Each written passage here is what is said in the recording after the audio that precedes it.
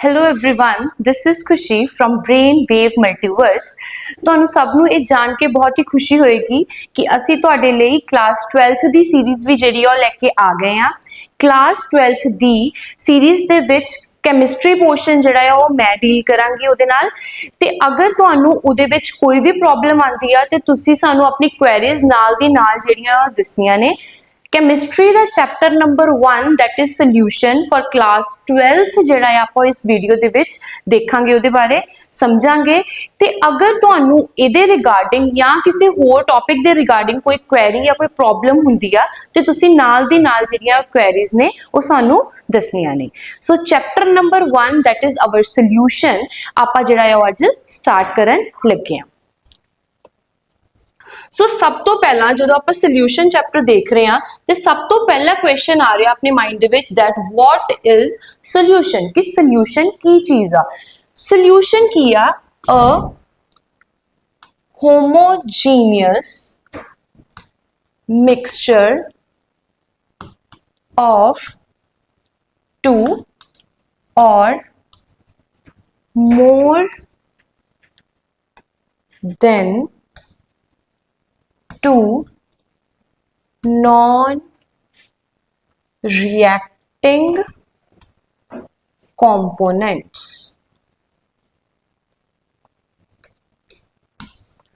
ਹੁਣ ਸੋਲੂਸ਼ਨ ਆਪਣੇ ਕੋਲ ਕੀ ਆ ਰਿਹਾ ਆ? ਇੱਕ ਹੋਮੋਜੀਨੀਅਸ ਮਿਕਸਚਰ ਆ ਕਿਦਾ ਦੋ ਜਾਂ ਫਿਰ ਦੋ ਤੋਂ ਵੱਧ ਨॉन ਰਿਐਕਟਿੰਗ ਕੰਪੋਨੈਂਟਸ। ਹੁਣ ਇਹ ਚੀਜ਼ ਤਾਂ ਮੈਂ ਸੋਲੂਸ਼ਨ ਦੀ ਡੈਫੀਨੇਸ਼ਨ ਜਿਹੜੀ ਉਹ ਤਾਂ ਜਾਣ ਲਈ ਕਿ ਸੋਲੂਸ਼ਨ ਕੀ ਹੁੰਦਾ। ਮੇਰੇ ਕੋਲ ਹੋਮੋਜੀਨੀਅਸ ਮਿਕਸਚਰ ਹੁੰਦਾ of two ਦੋ ਦਾ ਜਾਂ ਫਿਰ ਦੋ ਤੋਂ ਵੱਧ ਜਿਹੜੇ ਆ ਨॉन ਰਿਐਕਟਿੰਗ ਕੰਪੋਨੈਂਟਸ ਆ ਉਹਨਾਂ ਦਾ। ਹੁਣ ਇਹਦੇ ਵਿੱਚ ਮੇਰੇ ਕੋਲ ਦੋ ਟਰਮਸ ਆ ਰਹੀਆਂ ਨੇ।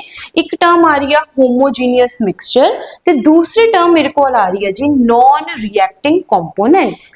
ਹੁਣ ਮੈਂ ਜਾਣਦੀ ਆ ਵੈਸੇ ਤਾਂ ਕਿ ਹੋਮੋਜੀਨੀਅਸ ਕੀ ਹੁੰਦਾ ਹੈ, ਨॉन ਹੋਮੋਜੀਨੀਅਸ ਕੀ ਹੁੰਦਾ ਹੈ, ਨॉन ਰਿਐਕਟਿੰਗ ਤੇ ਰਿਐਕਟਿੰਗ ਕੰਪੋਨੈਂਟਸ ਕਿਹੜੇ ਹੁੰਦੇ ਆ। ਬਟ ਫਿਰ ਵੀ ਤੁਹਾਨੂੰ ਇੱਕ ਬੇਸਿਕ ਜੀ ਛੋਟੀ ਜੀ ਜਿਹੜੀ ਉਹਦੀ ਆ ਮਤਲਬ ਉਹਦਾ ਜਿਹੜਾ ਆ ਉਹ ਤੁਹਾਨੂੰ ਮੈਂ ਐਕਸਪਲੇਨ ਕਰਾਂਗੀ ਇਹਦੇ ਵਿੱਚ ਨਾਲ ਦੀ ਨਾਲ। ਸਭ ਤੋਂ ਪਹਿਲਾਂ ਮੈਂ ਗੱਲ ਕਰਾਂਗੀ ਜੀ ਹੋਮੋਜੀਨੀਅਸ ਦੀ, ਤੇ ਦੂਸਰਾ ਨਾਲ ਆ ਗਿਆ ਇਹਦੇ ਕੋਲ ਮੇਰੇ ਨਾਲ ਨॉन ਹੋਮੋਜੀਨੀਅਸ। ਹੋਮੋਜੀਨੀਅਸ ਤੇ ਨॉन ਹੋਮੋਜੀਨੀਅਸ ਮਿਕਸਚਰਸ ਜਿਹੜੇ ਆ ਮੇਰੇ ਕੋਲ ਕੀ ਹੁੰਦੇ ਨੇ, ਜੋ ਕਿ ਮੈਂ ਕਲਾਸ 9th ਦੇ ਵਿੱਚ ਹੀ ਸਮਝ ਲਏ ਸੀ। ਫੇਰ ਵੀ ਅਗਰ ਤੁਹਾਨੂੰ ਨਹੀਂ ਸਮਝ ਆਏ ਸੀਗੇ ਉਸ ਟਾਈਮ ਦੇ ਵਿੱਚ ਤੇ ਮੈਂ ਅੱਜ ਤੁਹਾਨੂੰ ਦੁਬਾਰਾ ਉਹ ਚੀਜ਼ ਦੱਸਣ ਜਾ ਰਹੀ ਹਾਂ, ਕਿਉਂਕਿ ਮੈਂ ਇਸ ਵੈਸੇ ਵੀ ਨਾ ਇਸ ਵੀਡੀਓਜ਼ ਦੇ ਵਿੱਚ ਜਿੰਨੀਆਂ ਵੀ ਆਪਾਂ ਵੀਡੀਓਜ਼ ਦੇ ਨਾਲ ਡੀਲ ਕਰਾਂਗੇ, ਜਿੰਨੇ ਵੀ ਆਪਾਂ ਚੀਜ਼ਾਂ ਦੇਖਾਂਗੇ, ਮੈਂ ਹਰ ਇੱਕ ਚੀਜ਼ ਦੀ ਤੁਹਾਨੂੰ ਬੇਸਿਕ ਜਿਹੜੀ ਆ ਸਭ ਮਤਲਬ ਬੇਸਿਕ ਤੋਂ ਬੇਸਿਕ ਚੀਜ਼ ਵੀ ਤੁਹਾਨੂੰ ਉਹ ਐਕਸਪਲੇਨ ਕਰਾਂਗੀ, ਚਾਹੇ ਉਹ ਤੁਸੀਂ 11th ਦੇ ਵਿੱਚ ਪੜ੍ਹਿਆ ਹੋਵੇ ਜਾਂ 10th ਦੇ ਵਿੱਚ ਜਾਂ ਫਿਰ ਉਹ 9th ਦੇ ਵਿੱਚ ਤੁਸੀਂ ਪੜ੍ਹ ਕੇ ਆਏ ਹੋਵੋ। ਕਿਉਂਕਿ ਜਿਹੜੀ ਕਲਾਸ 12th ਆ ਉਹ ਤੁਹਾਡੀ ਇੱਕ ਬੇਸ ਆ ਫਰਦਰ ਫਿਊਚਰ ਵਾਸਤੇ। ਤੁਸੀਂ ਅੱਗੇ ਫਿਊਚਰ ਦੇ ਵਿੱਚ ਕੀ ਕਰਨਾ ਆ, ਕੀ ਤੁਹਾਡਾ ਫਿਊਚਰ ਕਿੱਧਰਲੇ ਪਾਸੇ ਨੂੰ ਤੁਸੀਂ ਲੈ ਕੇ ਜਾਣਾ ਆਪਣੇ ਫਿਊਚਰ ਨੂੰ, ਉਹ ਸਾਰਾ ਕੁਝ ਜਿਹੜਾ ਆ ਉਹ ਕਲਾਸ 12th ਦੀ ਸਟੱਡੀ ਦੇ ਉੱਤੇ ਹੀ ਜਿਹੜਾ ਹੈ ਡਿਪੈਂਡ ਕਰਦਾ ਆ। ਕਲਾਸ 12th ਦੇ ਮਾਰਕਸ ਜਿਹੜੇ ਆ ਤੁਹਾਨੂੰ ਬਹੁਤ ਹੀ ਜ਼ਿਆਦਾ ਤੁਹਾਡੇ ਲਈ ਇੰਪੋਰਟੈਂਟ ਆ। ਸੋ ਇਹ ਚੀਜ਼ਾਂ ਜਿਹੜੀਆਂ ਆਪਾਂ ਡਿਟੇਲ ਜਿਹੜੀ ਉਹਨਾਂ ਦੀ ਬੇਸਿਕ ਟੂ ਬੇਸਿਕ ਚੀਜ਼ ਦੀ ਡਿਟੇਲ ਜਿਹੜੀ ਆ ਉਹ ਆਪਾਂ ਇਹਨਾਂ ਵੀਡੀਓਜ਼ ਦੇ ਵਿੱਚ ਜ਼ਰੂਰ ਨਾਲ ਦੀ ਨਾਲ ਲੈਂਦੇ ਰਵਾਂਗੇ। ਹੁਣ ਹੋਮੋਜੀਨੀਅਸ ਮੇਰੇ ਕੋਲ ਕੀ ਹੋਇਆ, ਮੈਂ ਲਿਆ ਇੱਕ ਸੋਲੂਸ਼ਨ। ਸੋਲੂਸ਼ਨ ਕਿਹਦਾ ਲਿਆ? ਜਿਹਦੇ ਵਿੱਚ ਮੈਂ ਪਾਇਆ ਵਾਟਰ। ਪਾਣੀ ਲਿਆ ਮੈਂ ਇੱਕ ਗਲਾਸ ਦੇ ਵਿੱਚ ਸਪੋਜ਼ ਪਾਣੀ ਪਾ ਲਿਆ, ਉਹਦੇ ਵਿੱਚ ਮੈਂ ਐਡ ਕਰ ਦਿੱਤੀ ਸ਼ੂਗਰ, ਚੀਨੀ ਪਾ ਲਈ, ਮਿਕਸ ਕੀਤਾ। ਆਫਟਰ ਮਿਕਸਿੰਗ ਮੇਰੇ ਕੋਲ ਇੱਕ ਸੋਲੂਸ਼ਨ ਰੈਡੀ ਹੋ ਗਿਆ। ਹੁਣ ਉਸ ਸੋਲੂਸ਼ਨ ਦੇ ਵਿੱਚ ਕੀ ਹੈਗਾ ਮੇਰੇ ਕੋਲ? ਵਾਟਰ ਤੇ ਸ਼ੂਗਰ। ਮੈਂ ਉਹਨੂੰ ਇੱਕ ਕੱਚ ਦੇ ਗਲਾਸ ਦੇ ਵਿੱਚ ਜਾਂ ਫਿਰ ਗਲਾਸਵੇਅਰ ਦੇ ਵਿੱਚ ਉਹਨੂੰ ਪਾ ਕੇ ਰੱਖ ਦਿੱਤਾ ਤੇ ਮੈਂ ਆਪਣੇ ਕਿਸੇ ਫਰੈਂਡ ਨੂੰ ਜਾਂ ਆਪਣੇ ਘਰ ਦੇ ਵਿੱਚ ਕਿਸੇ ਨੂੰ ਵੀ ਕਿਹਾ ਕਿ ਇਹਦੇ ਵਿੱਚ ਦੇਖੋ ਕਿ ਇਹਦੇ ਵਿੱਚ ਕੀ ਆ। ਉਹਨਾਂ ਨੇ ਕਿਹਾ ਜੀ ਇਹਦੇ ਵਿੱਚ ਤਾਂ ਸਿਰਫ ਪਾਣੀ ਆ। ਕਿਉਂ ਪਾਣੀ ਕਿਹਾ ਉਹਨਾਂ ਨੇ? ਕਿਉਂਕਿ ਜਿਹੜੇ ਸ਼ੂਗਰ ਦੇ ਮੋਲੀਕਿਊਲ ਸੀ ਉਹ ਸਾਰੇ ਜਿਹੜੇ ਹੋ ਗਏ ਆ ਡਿਜ਼ੋਲਵ। ਅੱਛੀ ਤਰ੍ਹਾਂ ਡਿਜ਼ੋਲਵ ਹੋਣ ਤੋਂ ਬਾਅਦ ਉਹ ਇੱਕੋ ਹੀ ਤਰ੍ਹਾਂ ਦੇ ਮੈਨੂੰ ਦਿਸ ਰਿਹਾ, ਦੈਟ ਇਜ਼ ਵਾਟਰ ਹੀ ਮੈਨੂੰ ਦਿਸ ਰਿਹਾ ਆ। ਉਹਦੇ ਵਿੱਚ ਕੋਈ ਇੰਪਿਓਰਿਟੀ ਜਾਂ ਕੁਝ ਵੀ ਛੋਟਾ ਮੋਟੇ ਪਾਰਟੀਕਲ ਸ਼ੂਗਰ ਦੇ ਉਹ ਮੈਨੂੰ ਨਹੀਂ ਦਿਖ ਰਹੇ, ਜਾਂ ਜਿਹਨਾਂ ਨੂੰ ਮੈਂ ਦਿਖਾ ਰਹੀ ਹਾਂ ਉਹਨਾਂ ਨੂੰ ਨਹੀਂ ਦਿਖ ਰਹੇ।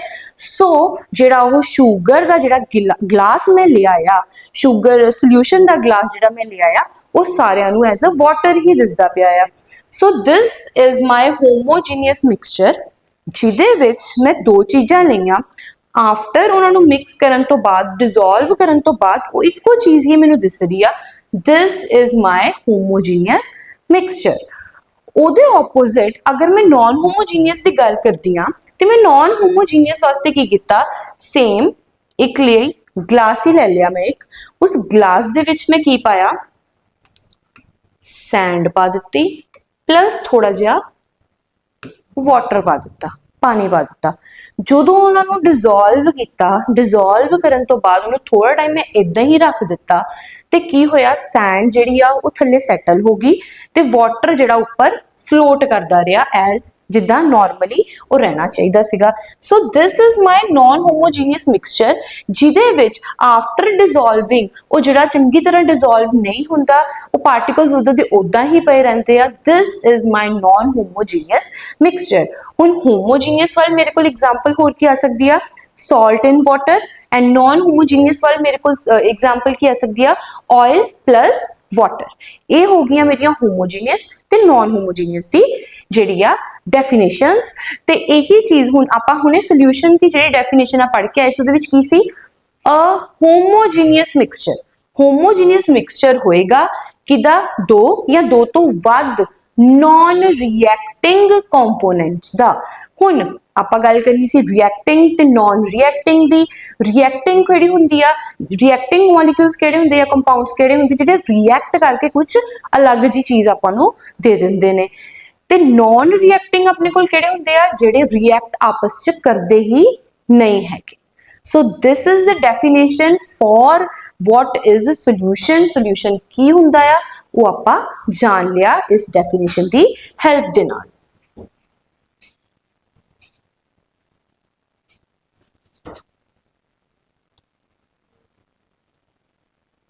Now next we have binary solution। कि हुन binary solution जिहड़ी solution दी ही एक type आ, binary solution अपने कोल की हुंदा आ, binary वैसे नाम तो ही पता लग रहा है, जदों कोई solution दो components नाल बनदा है। A solution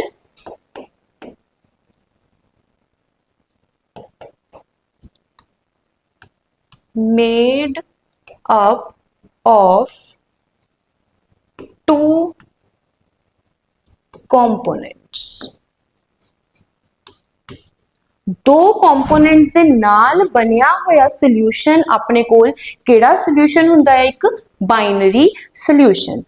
ਹੁਣ what are these two components? ਇਹ ਜਿਹੜੇ ਦੋ components ਦੀ ਮੈਂ ਗੱਲ ਕੀਤੀ ਹੈ ਤੁਹਾਡੇ ਨਾਲ, ਇਹ ਦੋ components ਕਿਹੜੇ ਨੇ, ਕਿਹੜੇ components ਦੀ ਮੈਂ ਗੱਲ ਕਰ ਰਹੀ ਹਾਂ, ਉਹਨਾਂ ਦੇ ਬਾਰੇ ਜਾਣਾਂਗੇ।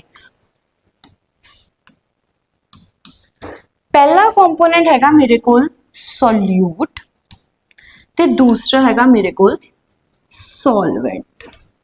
ते सोल्यूट प्लस सॉल्वेंट जो हुंदा आ, दोनों नूं मैं एड अप करदी हां तां मेरे कोल की बनदा आ, सॉल्यूशन। ਤਾਂ ਆਪਣੇ ਕੋਲ ਦੋ ਕੰਪੋਨੈਂਟਸ ਬਾਈਨਰੀ ਸੋਲੂਸ਼ਨ ਦੇ ਵਿੱਚ ਕਿਹੜੇ ਆ ਰਹੇ ਨੇ, ਸੋਲਿਊਟ ਤੇ ਦੂਸਰਾ ਆ ਰਿਹਾ ਆ ਸੋਲਵੈਂਟ। ਤੇ ਇਹਨਾਂ ਦੋਨਾਂ ਨੂੰ ਜਦੋਂ ਮੈਂ ਐਡ ਅਪ ਕਰਦੀ ਆ, ਐਡ ਅਪ ਕਰਨ ਤੋਂ ਬਾਅਦ ਮੇਰੇ ਕੋਲ ਕੀ ਬਣ ਜਾਂਦਾ, ਇੱਕ ਸੋਲੂਸ਼ਨ। ਤੇ ਹੁਣ ਵਾਟ ਇਜ਼ ਸੋਲਿਊਟ, ਸੋਲਿਊਟ ਕੀ ਆ ਤੇ ਵਾਟ ਇਜ਼ ਸੋਲਵੈਂਟ। ਹੁਣ ਮੇਰੇ ਕੋਲ ਜਿਹੜਾ ਕੰਪੋਨੈਂਟ ਮਤਲਬ ਸੋਲੂਸ਼ਨ ਦੇ ਵਿੱਚ, suppose for example I am taking a solution of sugar plus water. Sugar ਤੇ ਵਾਟਰ ਦਾ ਹੀ ਮੈਂ ਸੋਲੂਸ਼ਨ ਦੁਬਾਰਾ ਲੈ ਰਹੀ ਹਾਂ। ਮੈਂ ਤੁਹਾਨੂੰ ਉਹਦੇ ਵਿੱਚੋਂ ਪੁੱਛਿਆ ਕਿ what is solute and what is solvent. Sugar plus water is a solution. what is solute and what is solvent? And the answer for this is solute ਆਪਣੇ ਕੋਲ ਕਿਹੜਾ ਆ, sugar, and solvent ਆਪਣੇ ਕੋਲ ਕਿਹੜਾ ਆ, water।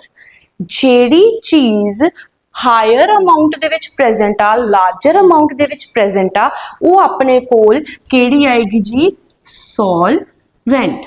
ਜਿਹੜੀ large amount ਦੇ ਵਿੱਚ ਪ੍ਰੈਜ਼ੈਂਟ ਆ।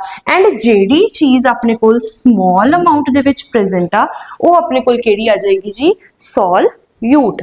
ਸੋਲਯੂਟ ਹੁਣ ਆਪਣੇ ਕੋਲ ਆ ਗਿਆ ਜੀ ਸਮਾਲ ਅਮਾਉਂਟ ਵਾਲਾ, ਐਂਡ ਸੋਲਵੈਂਟ ਆਪਣੇ ਕੋਲ ਆ ਗਿਆ ਜੀ ਲਾਰਜ ਅਮਾਉਂਟ ਵਾਲਾ। ਹੁਣ ਸੋਲਯੂਟ ਨੂੰ ਡਿਨੋਟ ਕਰਨ ਵਾਸਤੇ ਆਪਾਂ ਸਿੰਬਲ ਯੂਜ਼ ਕਰਦੇ ਆ B, एंड सॉल्वेंट नू रिप्रेजेंट करने वास्ते आप सिंबल यूज करते हैं A। ਹੁਣ अगर मैं तुहाडे नाल गल करा कि WB is given for a solution is 0.4 gram, then what is this? ਤੁਹਾਨੂੰ ਹੁਣ ਕੀ ਪਤਾ ਲੱਗ ਰਿਹਾ ਹੈ ਤੋਂ WB ਆਪਣੇ ਕੋਲ ਦਾ ਸੋਲੂਸ਼ਨ ਦਾ ਗਿਵਨ ਆ 0.4 ਗ੍ਰਾਮ। ਇਹਦਾ ਮਤਲਬ ਕੀ ਹੋਇਆ, ਇਹ ਕੀ ਦਿੱਤਾ ਹੋਇਆ, weight of ਕਿਦਾ B मतलब सोल्यूट, सोल्यूट ਦਾ weight ਜਿਹੜਾ ਹੈ ਮੈਨੂੰ ਗਿਵਨ ਆ। ਅਗਰ ਉਹਨਾਂ ਨੇ ਲਿਖਿਆ ਜੀ MA of solution is 44 gram, MA ਦਾ ਕੀ मतलब ਹੋਇਆ, molecular mass of A मतलब solvent, solvent ਦਾ molecular mass ਤੁਹਾਨੂੰ ਗਿਵਨ ਆ ਜੀ 44 gram। ਇੰਨੀ ਚੀਜ਼ ਕਲੀਅਰ। ਉਸ ਤੋਂ ਬਾਅਦ ਇਹਦੇ ਵਿੱਚ ਹੋਰ ਕੀ ਆ ਸਕਦਾ, NB, WB, MB, ਇਹਦੇ ਵਿੱਚ ਕੀ ਆ ਸਕਦਾ NA, WA ਤੇ MA। ਇਹ ਸਾਰੇ ਕੁਝ ਆ ਗਏ ਜੀ ਸੋਲਿਊਟ ਤੇ ਸੋਲਵੈਂਟ ਦੇ ਵਿੱਚ। ਇਹਨਾਂ ਨੂੰ ਐਡ ਕੀਤਾ, ਦੋਨਾਂ ਨੂੰ ਮਿਕਸ ਕੀਤਾ, ਮਿਕਸ ਕਰਨ ਤੋਂ ਬਾਅਦ ਰਿਜ਼ਲਟੈਂਟ ਮੇਰੇ ਕੋਲ ਕੀ ਆ ਗਿਆ ਜੀ, ਇੱਕ solution. Next we have types of solution. हुण सॉल्यूशंस दियां टाइप्स किहड़ियां-किहड़ियां ने। हुण आपां इहदे विच की लेना आ, सब तो पहला मतलब मैं एक टेबल दी फॉर्म दे विच जिहड़ा है तुहानूं एक्सप्लेन कर दांगी ये चीज़ नूं कि मैं कहना की चाह रही, मतलब मैं करवा की रही हां। हुण इहदे विच मैं एक टेबल बना रही हां जिथे मैं लिखिया type solute solvent, next we have examples।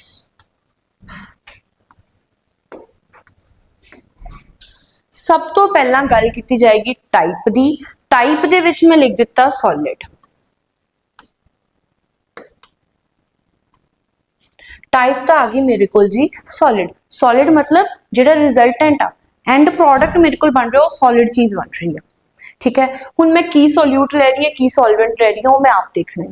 हुण जे टाइप मतलब मेरे को एंड चीज़ जिहड़ी है सॉलिड बननी आ, तो मतलब यही आ कि सॉल्वेंट तां हर केस दे विच सॉलिड ही रहना चाहिए है।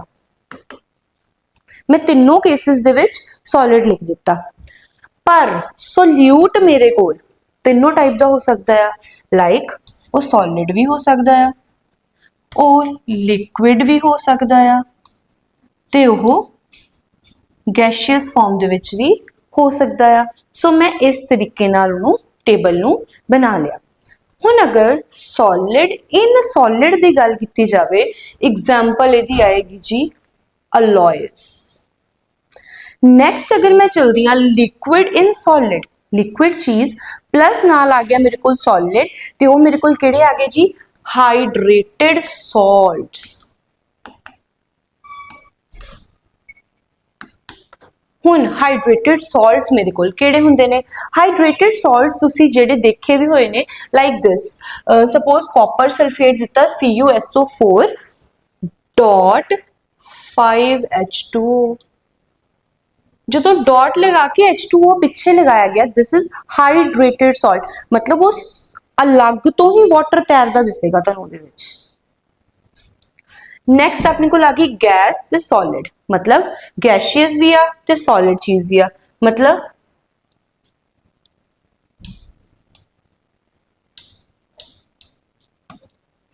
Gas in metals. Metals they which gases जो जिहड़ियां एब्जॉर्ब हो जांदियां वो एग्जांपल्स आ जाणगियां इस केस दियां, गैस ते सॉलिड वाले केस दियां। ये हो गया जी केस तुहाडा खत्म। उस तो बाद फरदर अगर आप देखिए तो नैक्सट मेरे को आंदा है जी लिक्विड। लिक्विड दे विच सेम सॉल्वेंट की होणगे, तीनों दे तीनों लिक्विड,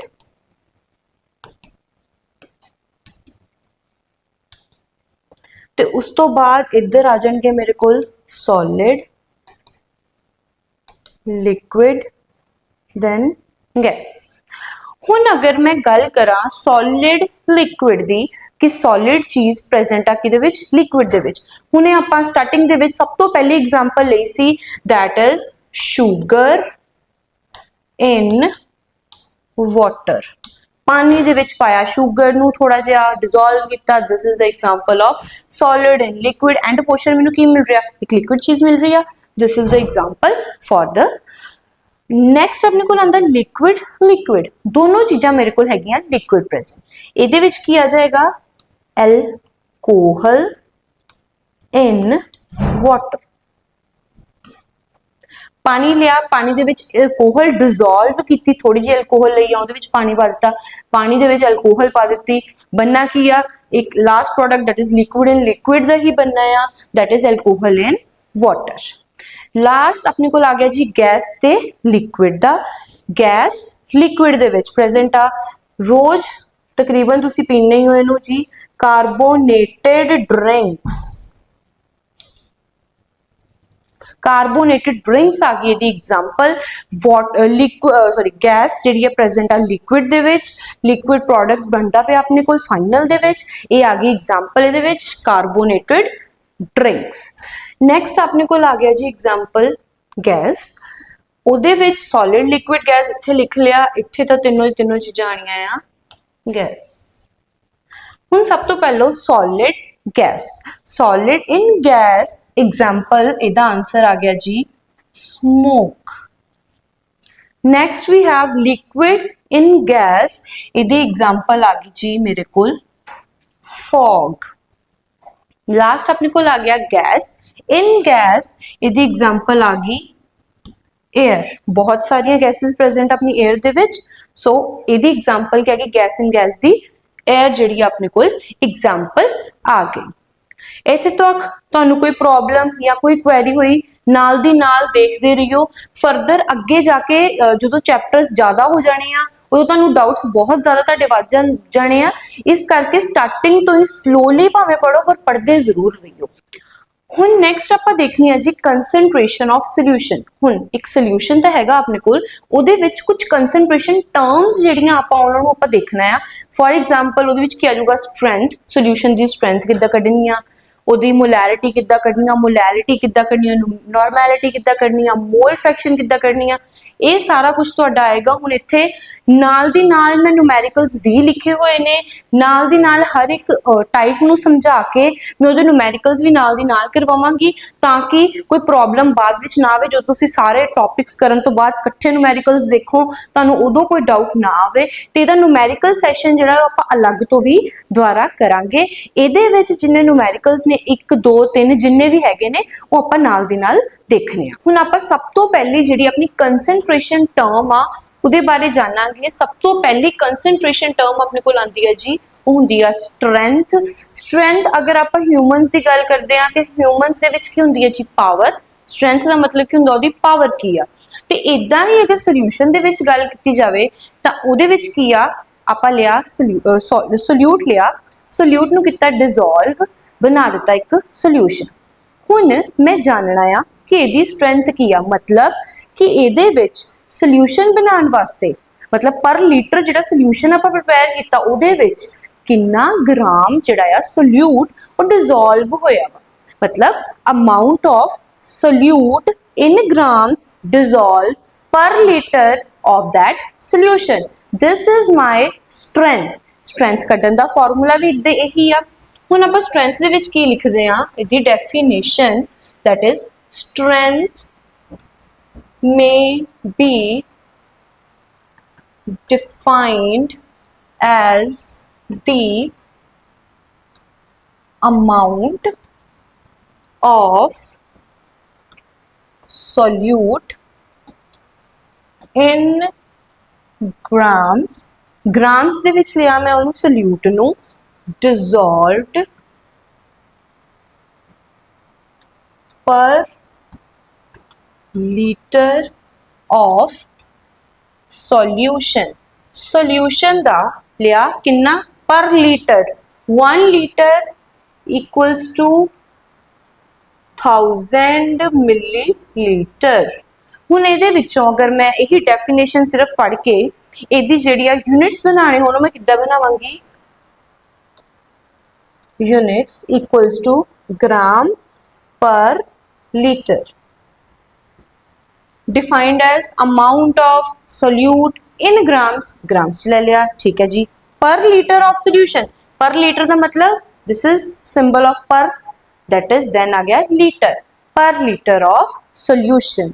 ये आ गए दे यूनिट्स स्ट्रेंथ दे, मतलब जो भी तुहानू कहा गया होवे कि ये सोल्यूशन आ ਇਹਦੇ ਗ੍ਰਾਮਸ ਆ ਗਏ ਜੀ, ਇੰਨਾ ਗ੍ਰਾਮ ਸੋਲਿਊਟ ਜਿਹੜਾ ਮੈਂ ਉਹਦੇ ਵਿੱਚ ਡਿਜ਼ੋਲਵ ਕਰ ਦਿੱਤਾ, ਇਹਦੀ ਸਟਰੈਂਥ ਕੱਢੋ। ਤਾਂ ਤੁਸੀਂ ਕਿੱਦਾਂ ਕੱਢਣੀ ਆ?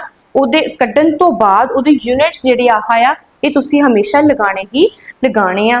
ਹੁਣ ਆਹੀ ਚੀਜ਼ ਨੂੰ ਮੈਂ ਪੜ੍ਹ ਕੇ, ਸਿੰਪਲ ਇਹ ਚੀਜ਼ ਆ ਸਮਝ ਆ ਗਈ ਮੈਨੂੰ।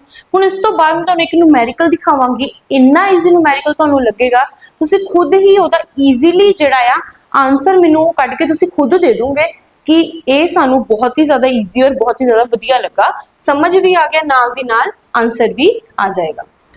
हुण आ गया अपने कोल numerical, a solution has been prepared, एक सॉल्यूशन बनाया गया but dissolving 4 gram of solute, मतलब मैनू सोल्यूट की दिता गया 4 gram in 250 ml solution, solution दिता गया जी मैनू 250 ml। What is the strength of solution? Strength की आ solution की। हुण देखो 250 ml सीगा, ओदे नाल 250 ml of solution takes amount of solute, किन्ने amount of solute ले रहा हो?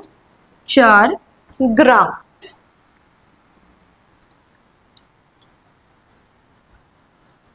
इन्हें मैं थोड़ा ना इस साइड करके लिख रही हूँ ताकि तुहानू फर्दर कोई प्रॉब्लम ना होवे। मतलब 250 ml of solution required, solute किन्ना solute होना चाहिए है जी? 4 ग्राम।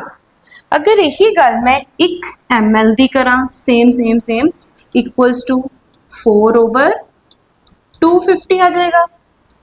हुण पर जो मैं लास्ट पेज के उत्ते तुहानू दिखाया उहदे विच मैं तुहानू स्ट्रेंथ का फॉर्मूला की दस्सिया सीगा कि किन्ना उहदा मास आ अपॉन लीटर दे विच आंदा सीगा। सो अगर 1 लीटर की गल की जाए मतलब 1000 ml हो गया 1 लीटर का, मतलब 1000 ml of solution required solute equal to ਉਹਨੂੰ ਕਿੰਨਾ ਚਾਹੀਦਾ ਆ 4 upon 250 into आ गया जी मेरे को 1000। हुन सिंपल कैलकुलेशन, 0 नाल 0 कैंसल, 25 ones आ एंड दिस इज 4 ਦੇ ਉੱਤੇ ਉਹਦੀ डायरेक्ट कटिंग होगी।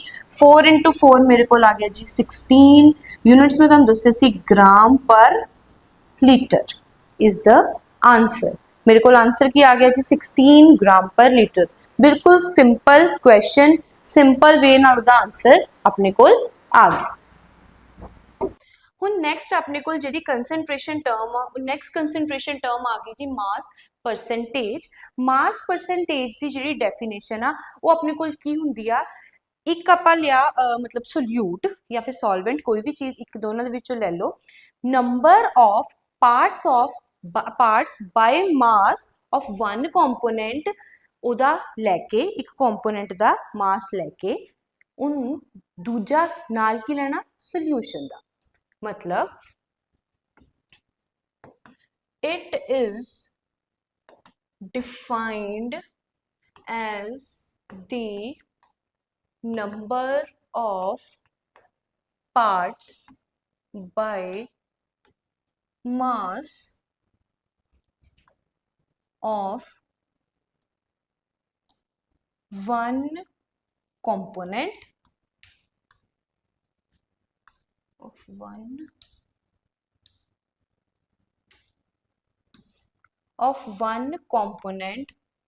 to that of number of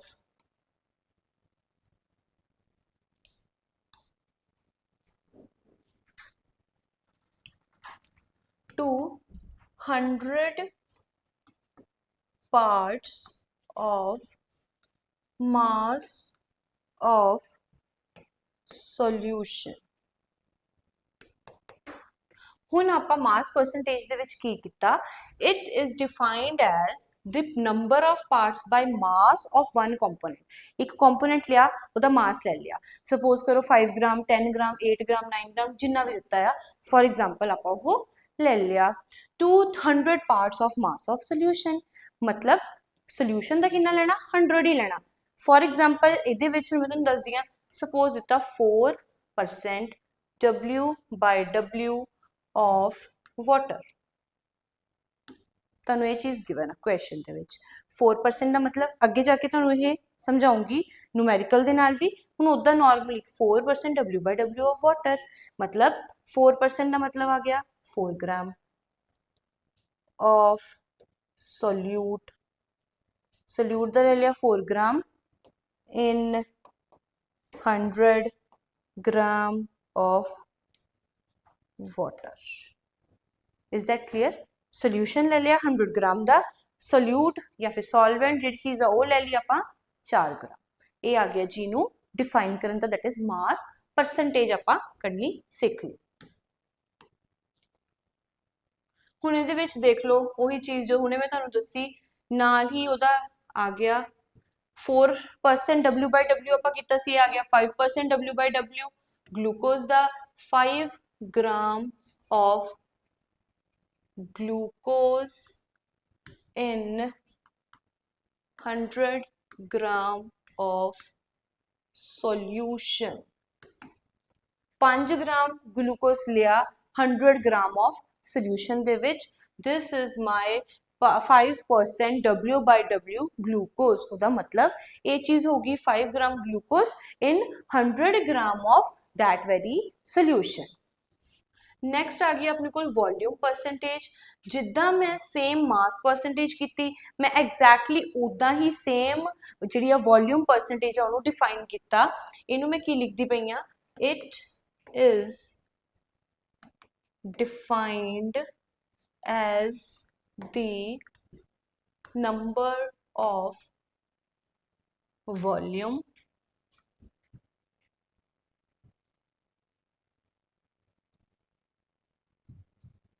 number of parts by volume of one component to 100 parts by volume of solution। ਹੁਣ ਵੋਲਿਊਮ ਪਰਸੈਂਟੇਜ ਨੂੰ ਮੈਂ ਡਿਫਾਈਨ ਕਰਨ ਵਾਸਤੇ ਕੀ ਕਿਹਾ, ਸੇਮ ਜਿਹੜੀ ਡੈਫੀਨੇਸ਼ਨ ਮੈਂ ਮਾਸ ਪਰਸੈਂਟੇਜ ਦੇ ਵਿੱਚ ਲਿਖੀ ਸੀ, ਐਗਜ਼ੈਕਟ ਡੈਫੀਨੇਸ਼ਨ ਮੈਂ ਇੱਥੇ ਲਿਖ ਦਿੱਤੀ। ਬਸ ਮੈਂ ਕੀ ਕੀਤਾ, ਮਾਸ ਵਰਡ ਨੂੰ ਡਿਲੀਟ ਕੀਤਾ, ਵੋਲਿਊਮ ਵਰਡ ਉਹਦੇ ਵਿੱਚ ਐਡ ਔਨ ਕਰ ਦਿੱਤਾ। ਐਗਜ਼ੈਕਟਲੀ ਮੈਂ ਉਹੀ ਚੀਜ਼ ਲਿਖ ਦਿੱਤੀ ਕਿ ਲਿਖਿਆ it is defined as number of parts ਬਾय volume of one component to 100 parts by volume of the solution is known as volume percentage। volume percentage ਦਾ ਮੇਰੇ ਕੋਲ definition ਜਿਹੜੀ ਆ ਉਹ ਆ ਗਈ। ਹੁਣ ਜਿੱਦਾਂ ਮੈਂ ਮਾਸ ਕੰਪੋਨੈਂਟ ਦੇ ਵਿੱਚ ਕਰ ਰਹੀ ਸੀ, ਮਾਸ ਪਰਸੈਂਟੇਜ ਦੇ ਵਿੱਚ ਕਰ ਰਹੀ ਸੀ, ਮੈਂ ਕੀ ਕਰ ਰਹੀ ਸੀ, W/W। ਇਹਦੇ ਵਿੱਚ ਮੈਂ ਕੀ ਕਰਾਂਗੀ, V/V। मतलब 4% V/V ਦਾ ਮਤਲਬ ਕੀ ਹੋਇਆ, 4 ml in 100 ml of the solution। 4 ml 100 ml ਉਹਦੇ ਵਿੱਚ ਕੀ ਸੀ, 4 ਗ੍ਰਾਮ 100 ਗ੍ਰਾਮ। ਬਿਲਕੁਲ ਸੇਮ ਐਗਜ਼ੈਕਟਲੀ ਮੈਨੂੰ ਇਹ ਚੀਜ਼ ਇੱਥੇ ਤੱਕ ਆ ਗਈ ਹੈ ਜੀ ਸਮਝ। ਜੇ ਕਿਸੇ ਨੂੰ ਡਾਊਟ ਆ ਤਾਂ ਦੱਸੋ, ਆਪਾਂ ਦੁਬਾਰਾ ਉਹ ਚੀਜ਼ ਨੂੰ ਸਮਝ ਲਵਾਂਗੇ, ਦੁਬਾਰਾ ਉਹ ਚੀਜ਼ ਨੂੰ ਜ਼ਰੂਰ ਦੇਖਿਓ। ਅਗਰ ਤੁਹਾਨੂੰ ਕੋਈ ਡਾਊਟ ਹੋਏਗਾ, ਸਪੀਡ ਨੂੰ ਮੈਂ ਬਹੁਤ ਹੀ ਜ਼ਿਆਦਾ ਸਟੈਡੀ ਤੇ ਬਹੁਤ ਹੀ ਜ਼ਿਆਦਾ ਸਲੋ ਲੈ ਕੇ ਚੱਲ ਰਹੀ ਹਾਂ। ਹਲੇ ਜਸਟ ਆਪਾਂ ਸਟਾਰਟ ਕੀਤਾ ਆ, ਬਿਲਕੁਲ ਹੀ ਫਰੈਸ਼ ਆਏ ਆ ਆਪਾਂ ਕਲਾਸ 12th ਦੇ ਵਿੱਚ। ਬਿਲਕੁਲ ਹੀ ਸਲੋ ਜਿਹੜਾ ਆਪਾਂ ਸਟੈਪ ਜਿਹੜੇ ਆ ਫਰਦਰ ਅੱਗੇ ਚੱਲਾਂਗੇ। ਪੂਰਾ ਸਾਲ ਆਪਣੇ ਕੋਲ ਪਿਆ ਪ੍ਰਿਪਰੇਸ਼ਨ ਕਰਨ ਵਾਸਤੇ। ਸਟਾਰਟਿੰਗ ਡੇ 1 ਤੋਂ ਹੀ ਚਾਹੇ 1 ਪੇਜ ਪੜ੍ਹੋ ਚਾਹੇ 2 ਪੇਜ ਪੜ੍ਹੋ, ਪਰ ਪੜ੍ਹਨਾ ਜਿਹੜਾ ਆ ਉਹ ਸਟਾਰਟਿੰਗ ਡੇ ਤੋਂ ਹੀ ਸਟਾਰਟ ਕਰ ਦਿਓ। बाद विच एंड दे विच ना तो डाउट्स क्लीयर हो पाने आ, ना ही प्रॉब्लम सॉल्व हो पानियां आ, और क्वेश्चनस इन्ने हो जाने आ, पेपरां दी टेंशन पेपरां दी स्ट्रैस इन्नी हो जानी आ कि तुसी जिहड़ा कन्फ्यूज हो जाना किसी की पढ़िए ते की छड्डिए। सो इस करके डे 1 तो ही स्टार्ट कर दो थोड़ा थोड़ा पढ़ना। नहीं भी टॉप करना चाहूँगी ना, टॉप कर जूंगी अगर तुसी डे 1 तो ही पढ़ते रहोगे थोड़ा थोड़ा करके। सो नैक्सट अपने को आ गई जी 10% V/V इथेनॉल मीन्स हुणे आपां कीता की सीगा 10 ml ऑफ सोल्यू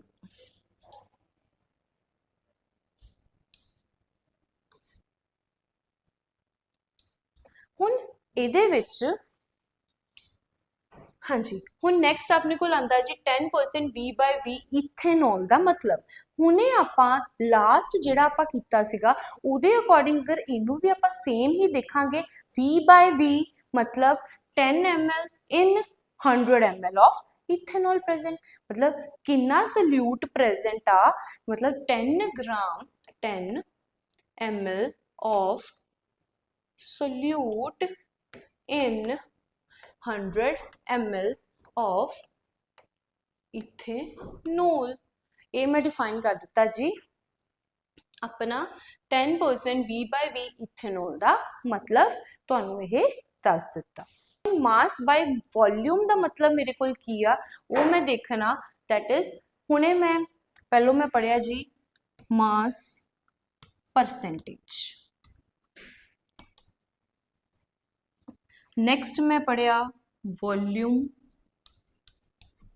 परसेंटेज, आप देख रहे हैं मास बाय वॉल्यूम। ਇਹਦੇ ਵਿੱਚ ਮਾਸ ਪਰਸੈਂਟੇਜ ਦੇ ਵਿੱਚ ਆਪਾਂ ਕੀ ਲਿਆ ਸੀ W/W, ਵੋਲਿਊਮ ਪਰਸੈਂਟੇਜ ਦੇ ਵਿੱਚ ਆਪਾਂ ਕੀ ਲਿਆ ਸੀ V/V ਤੇ ਲਾਸਟ ਮਾਸ ਬਾय ਵੋਲਿਊਮ ਦੇ ਵਿੱਚ ਆਪਾਂ ਹੁਣ ਕੀ ਲੈਣਾ ਸਿੰਪਲ ਤਾਂ ਬਿਲਕੁਲ ਹੀ ਕਲੀਅਰ ਹੋ ਗਿਆ ਮੈਨੂੰ W/V।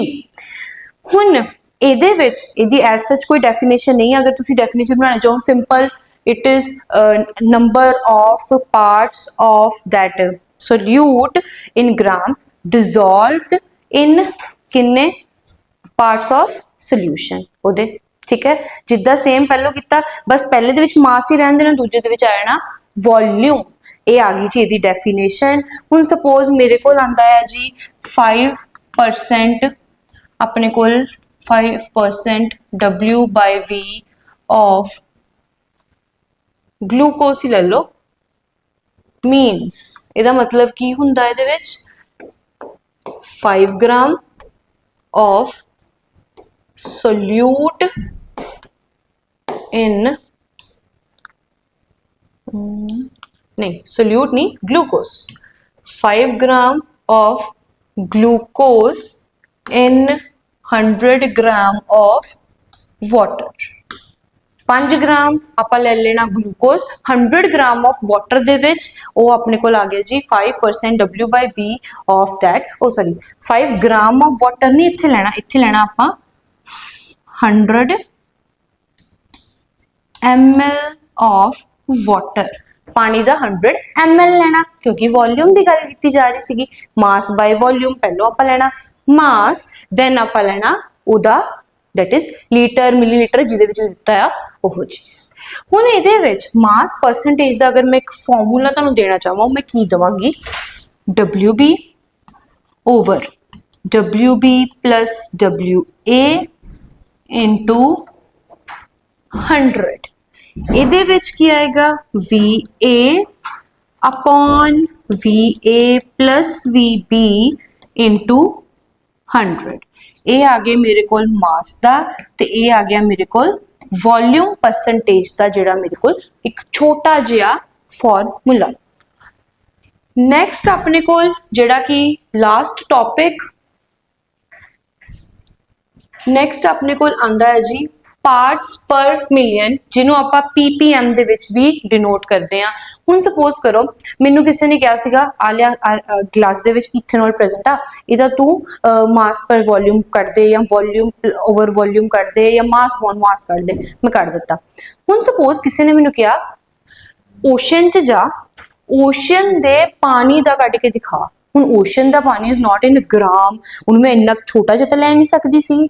ਸੋ ਮੈਂ ਕੀ ਲਿਆ, ਉਹਨੂੰ ਪਾਰਟਸ ਪਰ ਮਿਲੀਅਨ ਦੇ ਵਿੱਚ ਲਿਆ। ਸਭ ਤੋਂ ਪਹਿਲਾਂ ਤਾਂ ਮੈਂ ਮਿਲੀਅਨ ਦਾ ਮਤਲਬ ਕੀ ਹੁੰਦਾ 10 raised to power 6, 1 ਦੇ ਪਿੱਛੇ 6 zeros, this is my million। ਹੁਣ ਇਹਨੂੰ ਮੈਂ ਕਿੱਦਾਂ ਡਿਫਾਈਨ ਕਰਨਾ, ppm ਨੂੰ it is defined as the number of parts by, same definition लिख रही हूँ जो मैं हुणे 10 लिख के आई हूँ, by mass और वॉल्यूम ऑफ, मास भी ले लिया या फिर वॉल्यूम भी ले लिया, ऑफ सोल्यूट पर मिलियन of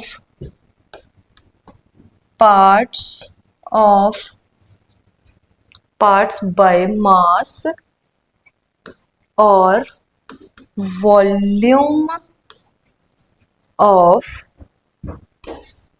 solution।